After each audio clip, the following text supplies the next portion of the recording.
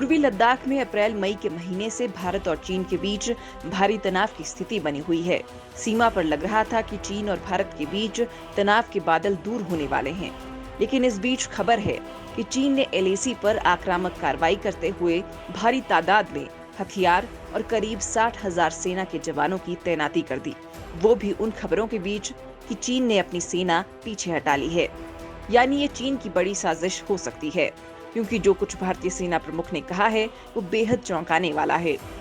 सेना प्रमुख एमएम नरवणे ने एक प्रेस कॉन्फ्रेंस में कहा है कि पाकिस्तान और चीन मिलकर एक ताकतवर खतरा बन सकते हैं और इन दोनों की मिलीभगत की आशंका को दरकिनार नहीं किया जा सकता है। इसके साथ ही भारत के विदेश मंत्री ने भी चीन को लेकर बड़ी बात कही है।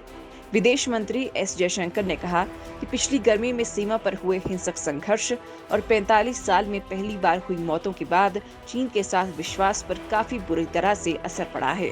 साथ ही कहा है कि भारत के अमेरिका के साथ रिश्ते बेहतर हो रहे हैं। वॉशिंगटन में नए प्रशासन के तहत इसका दायरा और बढ़ सकता है। पूर्वी लद्दाख में अप्रैल मई के महीने से भारत और चीन के बीच तनाव की स्थिति बनी हुई है। चीन ने एलएसी पर आक्रामक कार्रवाई करते हुए भारी तादाद में हथियार और करीब 60,000 सेना के जवानों की तैनाती कर दी। इसके जवाब में भारत की तरफ से चीन के किसी भी दुस्साहस का मुकाबला करने के लिए इतनी ही तादाद में सेना के जवानों की तैनाती की गई है। इसके साथ ही भारत ने मिसाइल समेत कई युद्धक हथियार और अन्य चीजों की तैनाती कर रखी है। भारत और चीन के बीच अब तक कमांडर स्तर की 8 दौर की वार्ता हो चुकी है, जबकि 9 दौर की वार्ता अभी होने जा रही है। हालांकि इसकी अभी तारीख तय नहीं हुई है। इसके साथ ही दोनों देशों के बीच राजनयिक और सरकार के स्तर पर भी वार्ता हो चुकी है।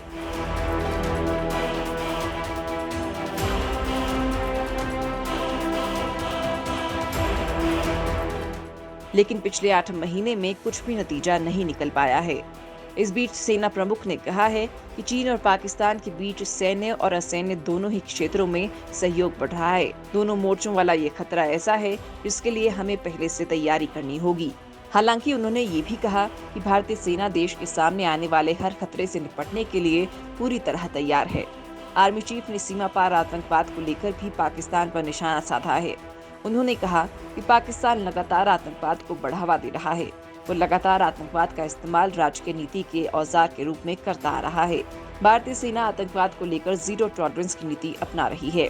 हम सीमा पार आतंकवाद का मुफीद वक्त पर जवाब देने का अधिकार रखते हैं और हमारा स्पष्ट रुख है कि हम आतंकवाद को बर्दाश्त नहीं करेंगे।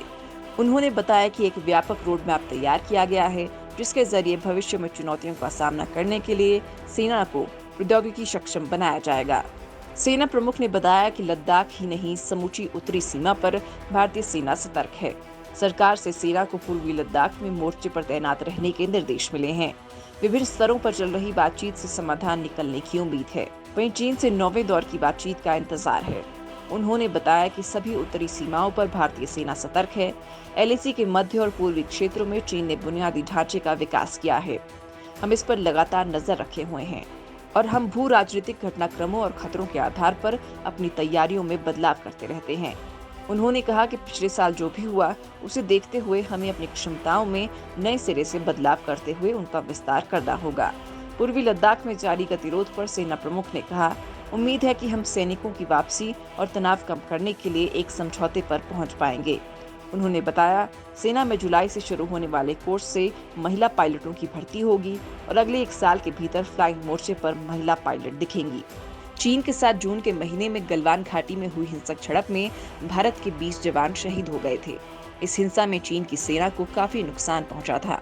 हालांकि चीन ने दुनिया के सामने अपने नुकसान के बारे में हकीकत नहीं बताई। भारत चाहता है कि चीन पूरी तरह संघर्ष स्थलों समेत अग्रिम चौकियों पर तैनात अपने जवानों की वापसी करे, लेकिन चीन लगातार अपनी पैंतरेबाजी कर रहा है। यही वजह रही कि भारत ने चीनी कंपनियों के खिलाफ पीछे कई कड़े फैसले लिए और उसके ऐप पर बैन लगाने समेत चीनी कंपनियों को भारत में काम करने से रोका है।